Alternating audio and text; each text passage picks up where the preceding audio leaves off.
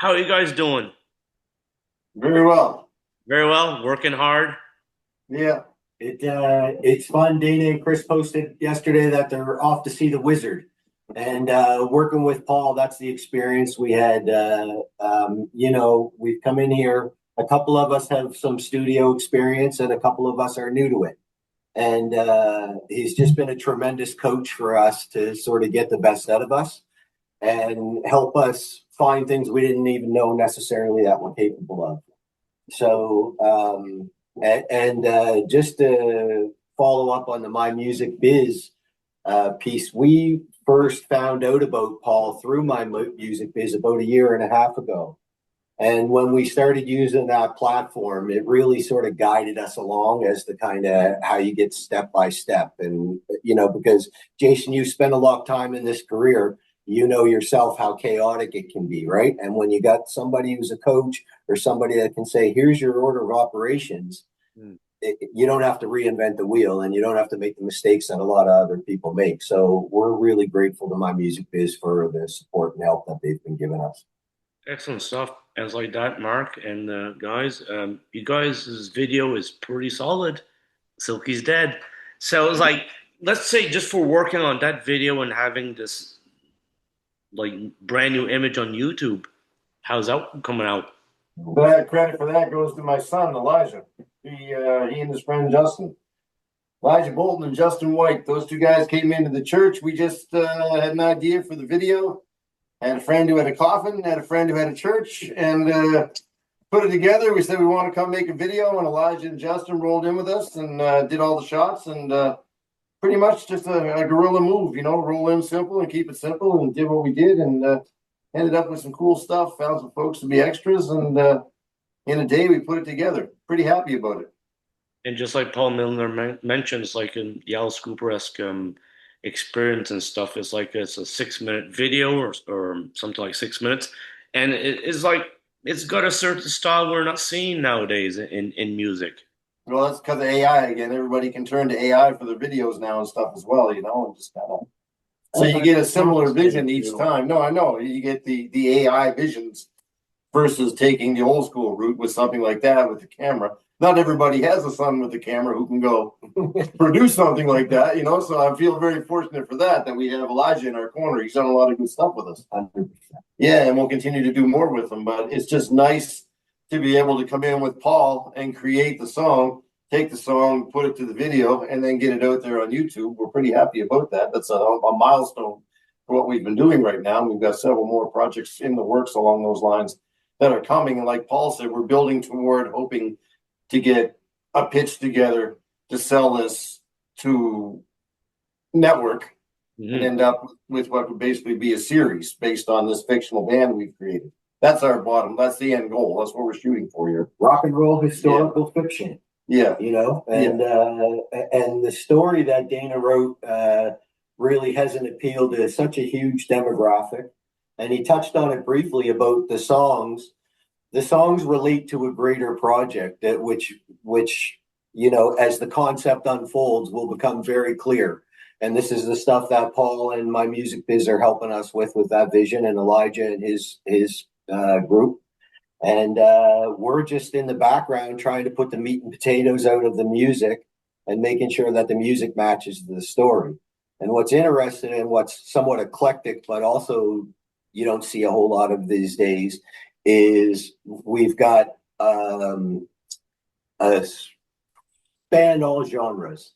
Some of it's, the first song is pretty hard rock and tune that we listed. We've recorded country, we've recorded sea shanties, we've recorded blues along those ways, and that's all stuff that's going to be compiled on the album, all telling the story about the Fabulous Pontoona Brothers. The Pontoona Brothers, son. The Pontoonaverse. That's everything. Yeah. Right. Yeah. So and like we say, it's just we're excited. We've got half of the album's completed, and the other half where bed tracks are getting to this point of editing. And I think we've got that first video out every couple of months or few months now. We'll probably have a single release and a video follow up until we have the full album. Is that a fair statement, guys? That's the plan. That's the plan. That's the plan. That's the plan.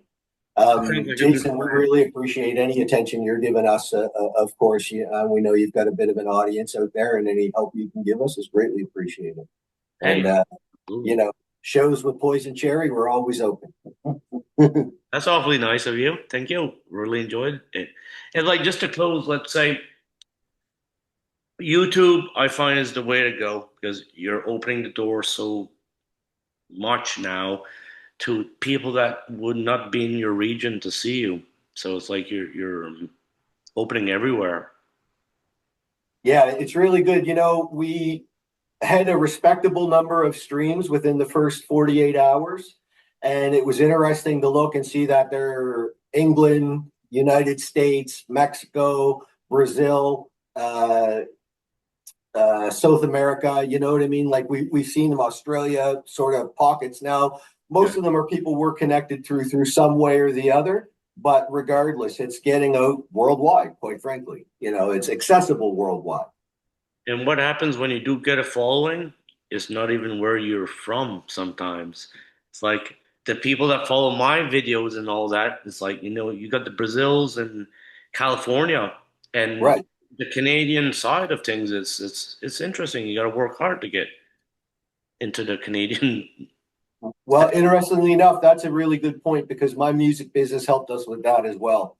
They've got a really good connection with the Canadian radio industry and how to sort of plug all networking through there and, help us survive in a world where it is dog eat dog, quite frankly. But with the experts behind us, we hope, knock on wood, that we'll move forward. And so far, we've had the occasional pause or stagnant period of time, but for the most part, we continue to move forward at a pretty decent pace. And we're really excited for all the stuff that's coming. Well, just keep up the hard work and it will pay off. Well, I'll just, Jason, back in 2004, I had a label with 25 bands on it. And to your point of marketing to the world and how you build followings in different areas, most of those bands were distributed in Europe. We had 25 of them distributed in about 20, 22, 23 countries around Europe, mainly Austria, Switzerland, Germany, the Gemma territories.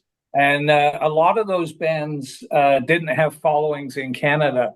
However, they could go over for 2 weeks and tour in Germany, Austria, and Switzerland, and do that twice a year without being known at home, which was kind of incredible. And a lot of them are still doing that today. They've managed to sustain that. So yeah, I think it's like a patchwork quilt where you find your market and you work that market. Yeah. And we're really hoping that our market is in Hawaii. Rare market, but you never know. Yeah, and it seems that's so. What? What was that? So I have to work on my tan. Oh, yeah. But that is mostly the way it works. Unfortunately, with a lot of groups. Look back in the day, Mash McCann from Canada had to go play Japan. Yeah, and was big, and then the Beatles there. But it's always the way the market works. Well, anybody who's watching in any country in the world will go anywhere, anytime. Especially sunny destinations. Especially sunny destinations, yeah. That's the spirit. Hey guys, you have a good one, and thank you very much for taking the time with me. And thank you, Jason. Thanks, Jason. Thanks, appreciate you. all right, see you guys later. Take care. Bye. Bye. Thank you. Bye.